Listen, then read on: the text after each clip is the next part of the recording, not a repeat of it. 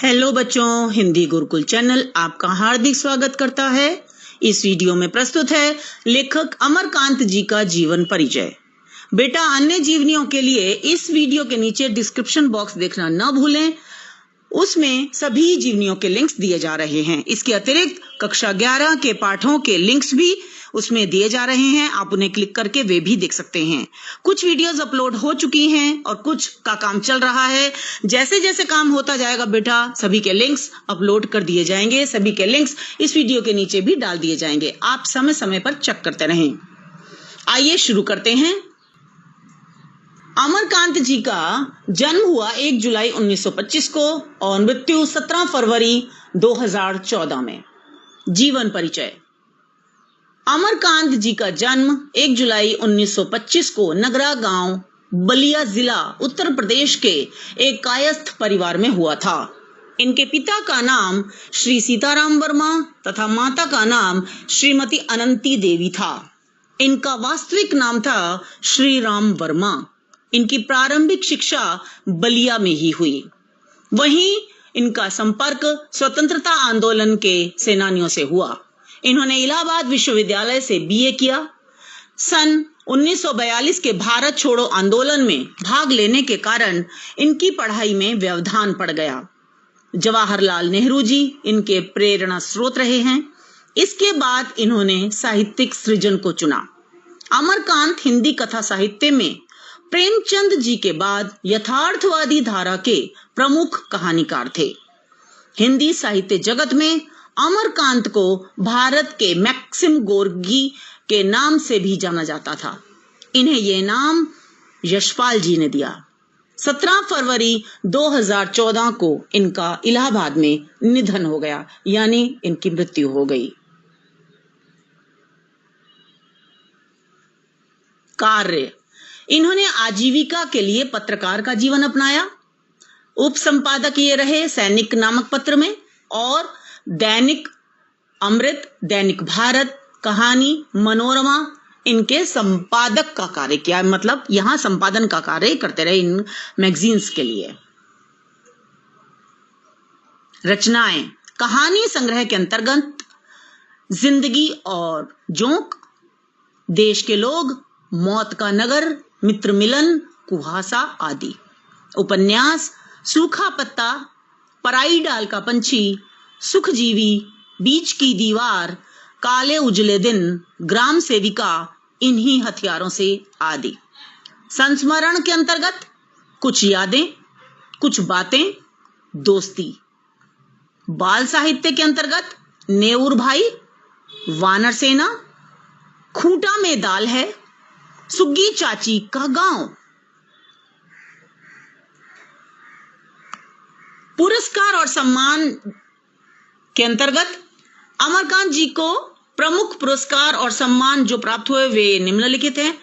बच्चों, आप देख रहे हैं कि यहाँ मैंने पॉइंट वाइज लिखा है। कुछ शब्दों को मैंने यहाँ पर अलग रंग से दर्शाया है, कुछ को रेखांकित किया है। आप भी एग्जाम में ऐसा ही करें, जिससे आपको बच्चों, एक तो आप जब लर्न करेंगे, याद करेंगे, तो आपको अच्छी तरह से जल्दी से लर्न हो जाएगा, और दूसरी बात, एग्जामिनर की निगाह पड़ेगी तो आपको अच्छे अंक मिलेंगे बेटा।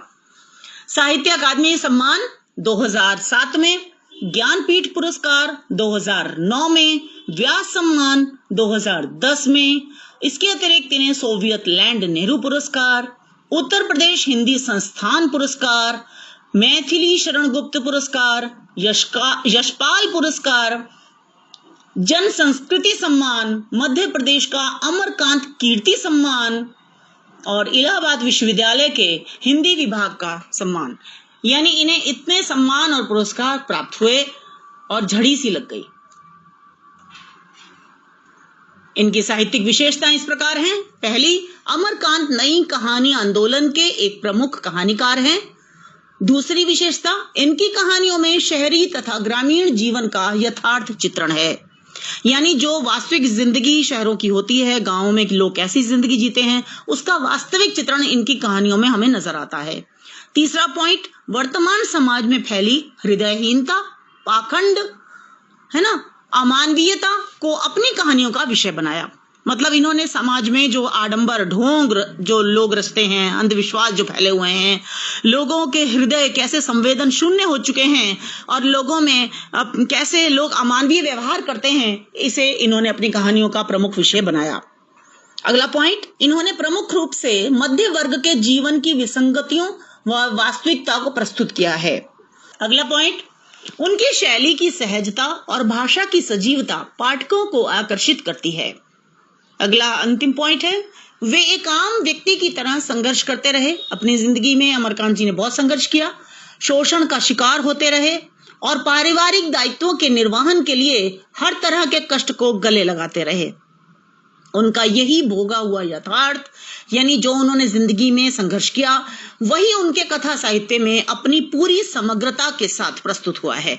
उसका सारे संघर्ष का यथार्थ चित्रण इन्होंने अपनी कहानियों में, अपनी कथा साहित्य में किया है। भाषा शैली, पहला पॉइंट, इन्होंने अपनी अधिकांश कहानियों में बोलचाल की सहज सरल भाषा का प्रयोग किया है।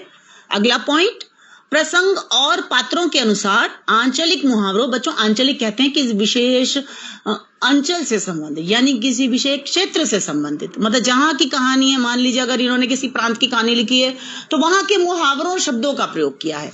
इस प्रकार प्रसंग व पात्रानुसार आंचलिक मुहावरों व शब्दों के प्रयोग से भाषा रोचक व जीवंत बन गई है। ऐसे अगर प्रयोग किया जाए बच्चों, जिस क्षेत्र की कहानियों, वहां के मुहावरे और वहां के शब्दों का जो चलन में शब्द हैं, स्थानीय शब्दों का प्रयोग किया जाए तो भाषा उससे रोचक भी बनती है और जीवंतता, यानी ऐसा लगता है कि भाषा में मानो जान सी पड़ गई हो। अगला पॉइंट, कहीं कहीं तत्सम शब्दों के अतिरिक्त अरबी, फारसी, अंग्रेजी व देशज शब्दों का प्रयोग भी मिलता है। और लास्ट पॉइंट, वर्णात्मक शैली को प्रभावी बनाने के लिए संवादों का यदाकदा प्रयोग किया है। बच्चों मुझे आशा है कि आपको ये जीवनी समझ में आ गई होगी। कक्षा 11 के अन्य पाठों और जीवनियों के लिए इस वीडियो के नीचे डिस्क्रिप्शन देखना न भूलें, उन्हें जरूर देखें। तो मिलते हैं अगले वीडियो में। धन्यवाद प्यारे बच्चों।